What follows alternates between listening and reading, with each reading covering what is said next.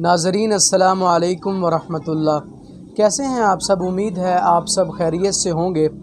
बर्रे सग़ीर पाक व हिंद में पाई जाने वाली सब्ज़ी और जितने भी सालन हैं, सालनों में पाया जाने वाला धनिया बहुत ही ज़्यादा मुफीद है और ये इंसानी सेहत के लिए बेहद फ़ायदेमंद साबित होता है। धनिया ये 3 तरीक़ों से होता है। धनिया खुश्क भी इस्तेमाल कर सकते हैं, नंबर 2 धनिए का पाउडर, नंबर 3 और पत्तों वाला धनिया। ये 3 तरीक़े से जो है वो पाया जाता है। तीनों तरीक़ों से इसका इस्तेमाल हो सकता है और कोई भी सालन जो है इसके बग़ैर धनिया ना हो तो सालन एक नामुकम्मल होता है। ये बहुत ही खुशबूदार चीज़ है और मिज़ाजन इसका मिज़ाज क्या है? मिज़ाज के एतबार से ये सर्द खुश्क है। आम तौर पर इसका इस्तेमाल किया जाता है।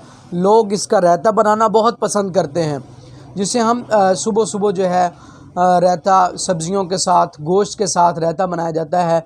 ये खाने के अंदर बहुत ज़्यादा लजीज़ है और सेहत के लिए बहुत ज़्यादा मुफीद है।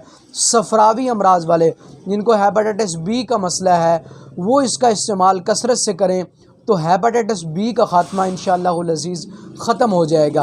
और नंबर 2, अगर आपको जरियान का मसला है, जरियान मनी है, तो ये बहुत ठंडा होता है।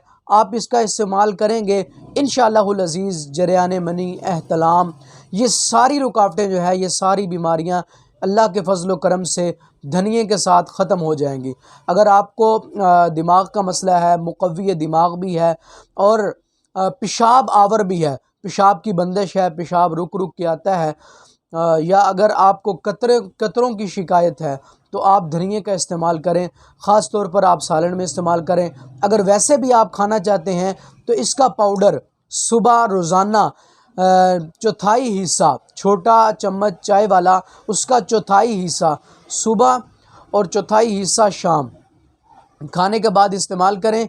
इंशाअल्लाह अज़ीज़ अल्लाह के फ़ज़ल व करम से ये आपकी सारी बीमारियां ख़त्म हो जाएंगी और सफ़रावी मिजाज वाला आदमी, उसके लिए तो बेहद ही मुफीद है।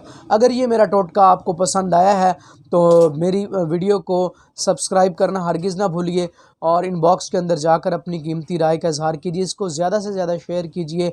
आज की वीडियो के लिए सिर्फ़ इतना ही काफ़ी। नेक्स्ट वीडियो के लिए हाज़िर हूँगा। मुझे इजाज़त दीजिए। अल्लाह हाफ़िज़। अस्सलामु अलैकुम वरहमतुल्लाह।